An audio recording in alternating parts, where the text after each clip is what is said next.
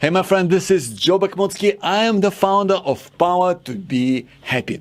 Right now, I want to tell you about what does science tell us about happiness. Because for the longest time, it's really been the domain of philosophy and self-help, right? And there's nothing wrong with that, Philosophy and self-help, that's where I'm from. But really, it entered the mainstream science and psychology in the 90s, primarily through Martin Seligman with his positive psychology movement. And what's really interesting is that we've come up with ways to measure it, ways to define it, and also more ways for us to be happy. And it's interesting that the best definition that I've seen in all the research papers is that happiness is when you believe that things are going well for you. And that makes sense, right? It's when you yourself believe when things are going well, because that's the most objective measure of happiness. And speaking of measures, there's different ways to measure how happy we are. Now, psychology has created a number of different instruments, right? Number of different scales, and it all really revolves around really reflection, right? When you reflect on how what your mood changes have been like, and how your day was, there's all sorts of different scales, and now we've got all these really fancy metrics, right? Like, for example, face recognition, right? So let's say somebody is asking you questions or prompting you, and you're saying, my day's been great. And then there is an artificial intelligence algorithm that's actually looking at your face and going, yeah, is this for real? So it's putting really a lot of science around how we understand and track happiness. Now, one thing that we do know about in terms of critical factors, things that really contribute towards happiness, we know that one thing that doesn't really play a part is intelligence. So intelligence is not related to happiness, and what a relief. That just makes me happy so much.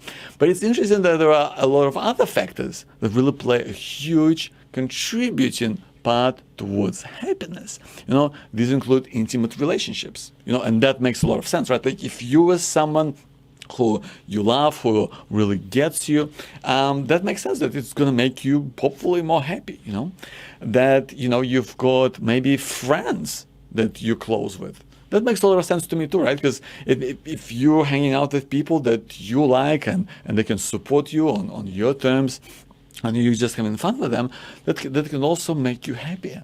Also, exercise, right? Well, we know all about exercise and how it really directly affects our physiology. So, that's huge.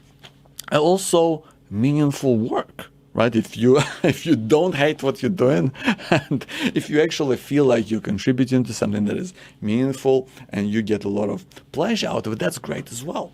So, but none of these things are exactly surprising, right? It kind of is common sense, I would even say.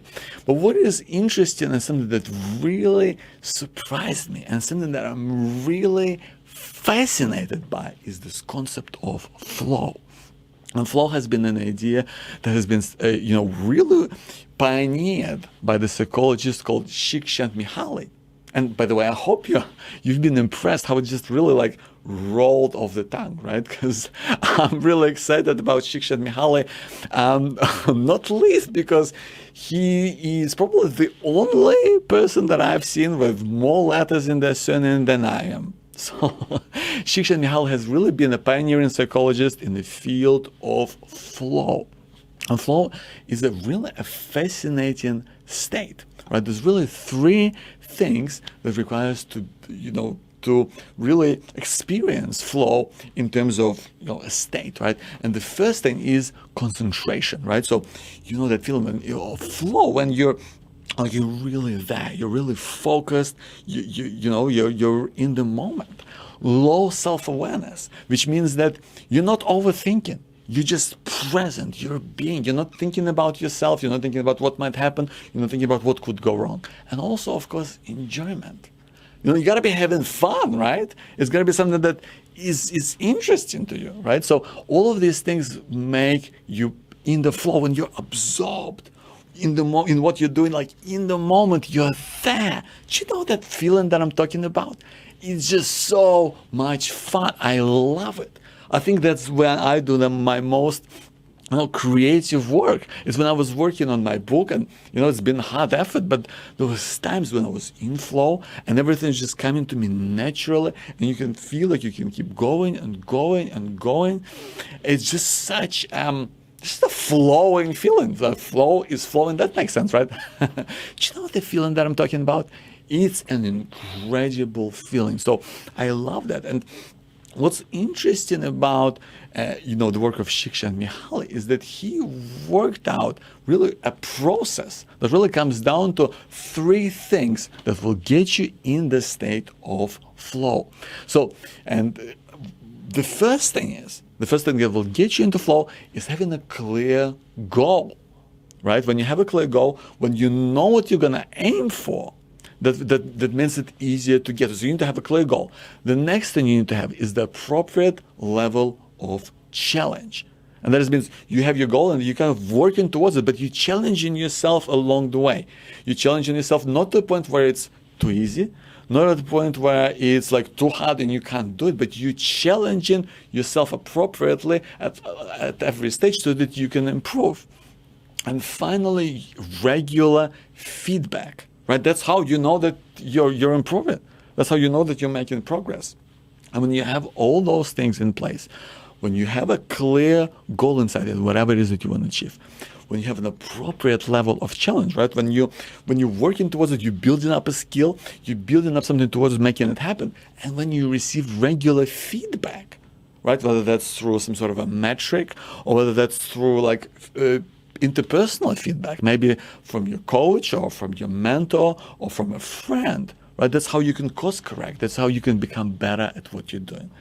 All of these, the three ingredients, that is the process that you need to set up to get into flow.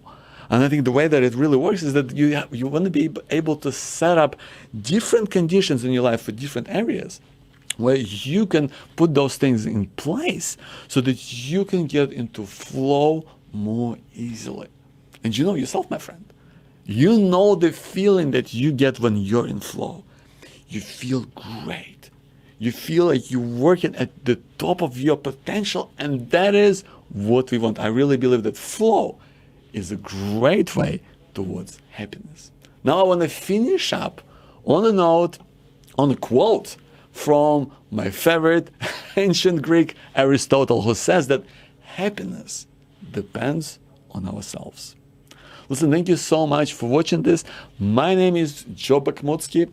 I'm the founder of Power to Be Happy.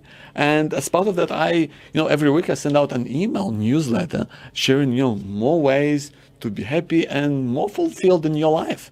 If that sounds like something that you want to be interested in, then please go ahead and sign up. Go to powertobehappy.com, put in your name and email, and we'll be in touch. Thank you so much for watching this. I'll see you soon.